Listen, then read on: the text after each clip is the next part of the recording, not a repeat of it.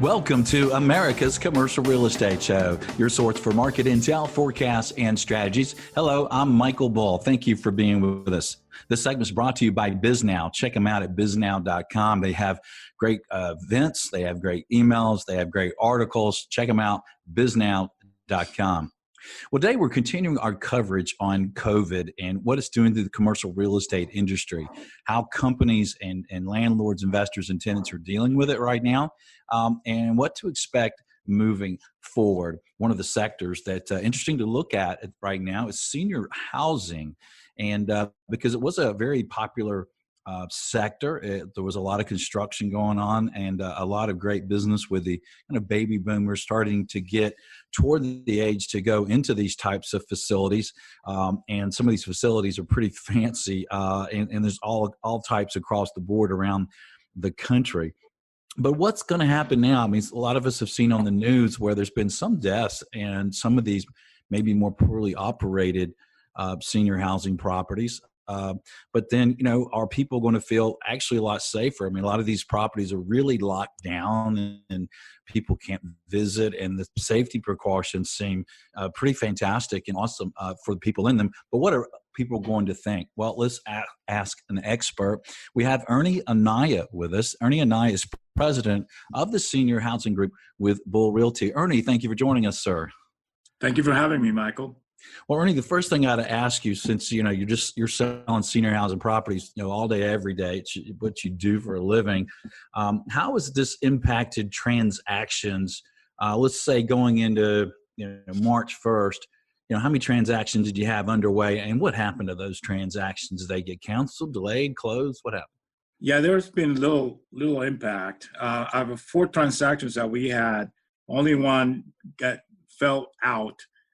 But they're kind of like in a waiting mode. The other ones were a little bit delayed to getting into the next stage, and one was delayed also from due diligence, which had to extend in order to accommodate having environmentals and all that stuff done. But the transactions continue to happen, and we're getting a lot of calls from a lot of buyers that are interested in this market. And Ernie, as you look at values and cap rates and multipliers and the different price kind of ways you guys look at these properties, how is it impacting value so far, or is it impacting value so far? And what does the senior housing industry and you think about how this could impact senior housing property values after COVID? So I'll give you an answer from what I'm seeing, and also I had an opportunity to discuss it with 3 other operators. 2 actually are very large operators, and one was a developer for large senior housing properties. For the transactions that I have right now, values have not been affected at all. There's have not been any change in pricing or renegotiation on pricing at all. But the operators have different opinions, so they're kind of different in there. So some feel that they might be a little bit of a down in pricing or valuing for the near future, 0 to 6 months. But the others feel very comfortable that, especially after the quarantines have lifted, that there's some pent-up demand that is going to really make a large impact. So the values should probably stay where they are right now. Okay. And how is it impacting operations right now? I assume their cost is up with dealing with COVID, I assume, and how do they actually rent new space in this environment? Yeah, so they feel that there's a little bit of an impact on labor. One of the operators mentioned that they're seeing labor rates increase a little bit, and that is because of stringent pandemic, infectious disease control measures that they have to put in place, and so on. But from that regard, it's not significant in their opinion.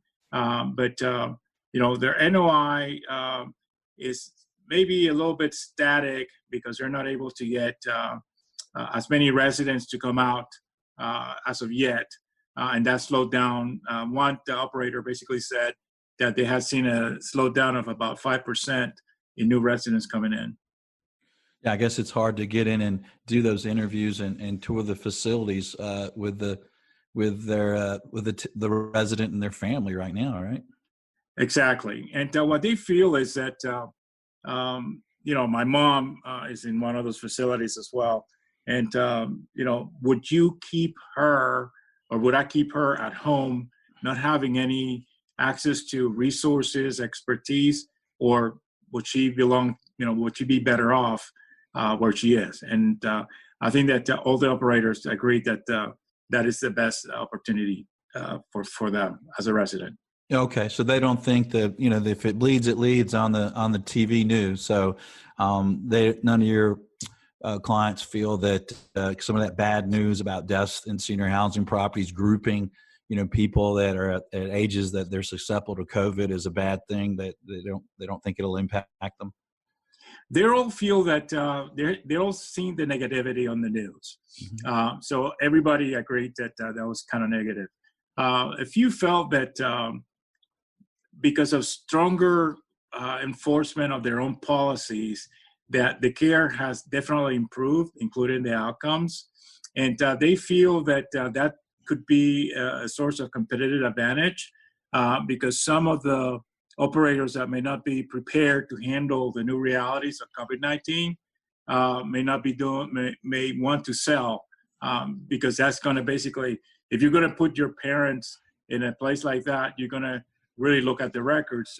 And one of the things that the state does is that they publish any reports from violations or things of that nature. So that is definitely a very strong issue for them. So some feel that if they have strong policies and procedures and training in place and technology and so on, that they're going to do very well. Yeah. Okay. Well, that makes sense. So I guess if you're an operator and these new stringent regulations and rules and ways to protect your residents, it's cumbersome, that may be time to move on and sell, I guess. And when you think about the safety, you mentioned your mom's in a senior housing. My mom is too. And if she was at home where she was home by herself before she went in the senior housing, I'd have been just worried to death that she wasn't eating right. And, that I would just been crazy worried. I'd think I'd had to just grab her to move in with me. And then she'd been susceptible to, my kids and stuff. So where she is, they've got those people locked down. They clean everything that goes in there and out of there. They have no one can go in and visit them. They bring their food to their rooms, so they're not eating in groups. I am really so proud and so comfortable that she's in senior housing. It would seem to me for senior housing that are run that well, it should really be a boom after this is over to senior housing. Yeah, I totally agree. I think there's pent up demand because people are not able, like you mentioned earlier, to come out, do the assessment, which are needed, do the tours, and so on. But like you also said, it's not a good idea for you to bring your parents home not because you don't love them, but because you don't have the preparation, the training, the expertise, the policies, the technology, and everything that is needed to take good care of them. So they're in the right place is senior housing. Yeah, I don't think my mom would like the rap music and stuff I play anyway. But one of the things that all the operators had consensus on is that they're expecting the pent-up demand as soon as the quarantines are lifted to come out in a big way. Yeah, and I think it's some markets, Ernie. I know you're very good at helping people understand the dynamics of each location. And I know there was a good bit of new construction in a lot of the markets. Might this pandemic and everything related to it kind of slow down new supply a little bit? And that is exactly what's happening. So one of the transactions that I'm involved with that kind of like slowed down and now we're back on was a 24.5 acre, 250 unit development in a very high-end area. And that kind of slowed down a little bit. But on the other side, that is kind of like for the developers that continue to move on, that's an advantage to them because the competition might just be kind of like sleeping right now. But we also see a lot of money from private equity funds looking for opportunities in development as well. So for the savvy developer who knows this market, definitely they should continue to move on because definitely there's no reason why stop. All right. Talk to me, Ernie, about timing for acquisitions and dispositions. I know it varies for the size and age of the property and its location, but overall, would 2020, after COVID is relaxed, would 2020 be a good time to buy or sell, or was it a buy or seller market? It's always been a seller's market, and it will continue. And the reason for this is that the demand for senior living is not going away. We get 10,000 people turning 65 every day, and that will continue until 2048. And in the next 4 years to maybe 10, 15 years is going to be the peak. So that will continue to happen. So I think that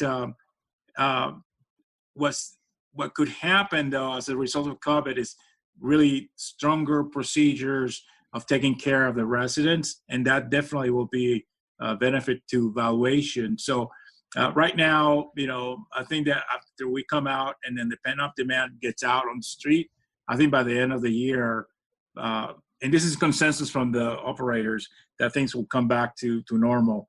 Only one of the operators said by the end of the year, they will see the values equal or less, slightly less. Everybody else felt that it would be higher as the rate has been for the past 10, 20 years.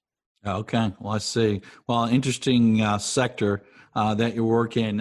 Ernie, thank you for joining us, sir. Thanks for the information. Thank you for having me. Have a good day.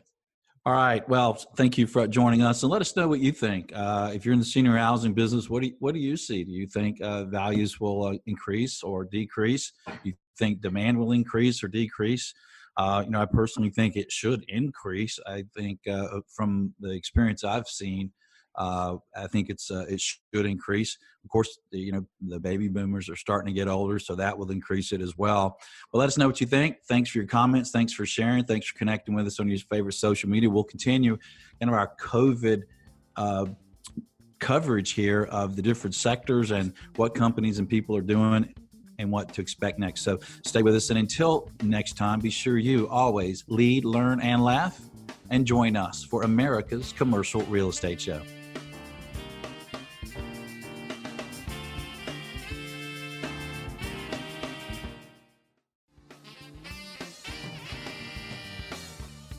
Appreciate the show?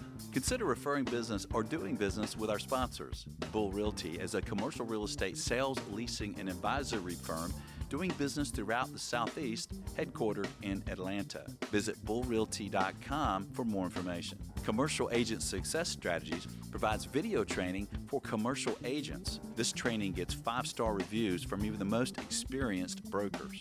Learn more at commercialagentsuccess.com. You're invited to connect with us on your favorite social media. You can find us on LinkedIn, Facebook, and Twitter. Don't miss a show of special interest to you. Be sure and subscribe to the show on YouTube and Apple Podcasts.